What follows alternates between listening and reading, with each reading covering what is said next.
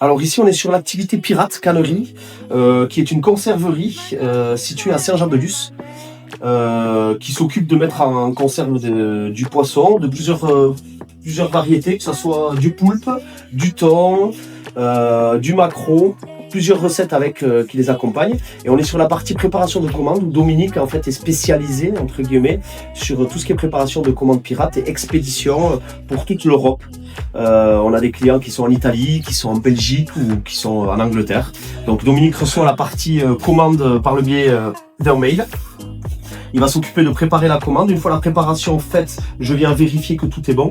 Et ensuite, on s'occupe de l'expédition. Et DPD passe tous les jours pour récupérer les colis, pour les expédier. Alors, on est en train de sélectionner les boîtes de conserve pour l'expédition.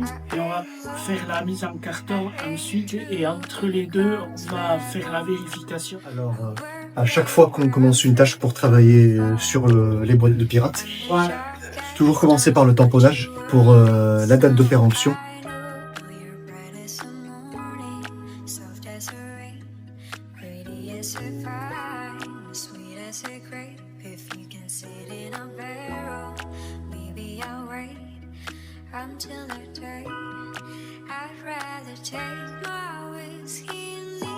Le contrôle du travail fini.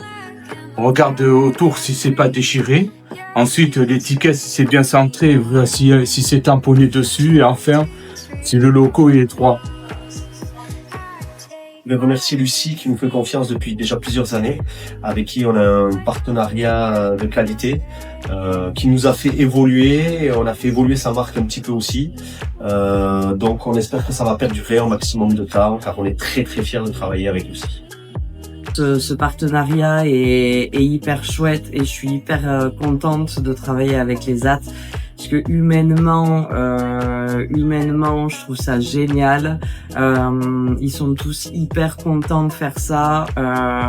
Au début, je leur avais fait un petit gabarit avec une planche à trous où ils pouvaient mettre l'étiquette et enfoncer la boîte dedans, replier et mettre le stickers.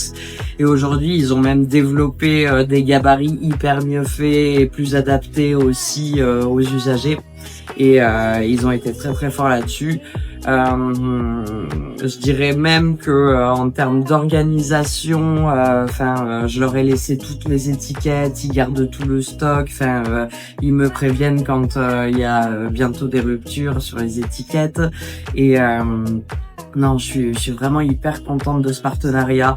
De temps en temps, quand j'ai un petit coup de cafard, je vais faire un tour à l'ESAT et je vois tout le monde qui m'accueille avec un sourire incroyable, avec une joie de vivre et ça fait vraiment chaud au cœur et je trouve que c'est une belle façon de valoriser aussi les produits locaux et faire travailler justement aussi les AT et je trouve que c'est un super joli partenariat, quoi.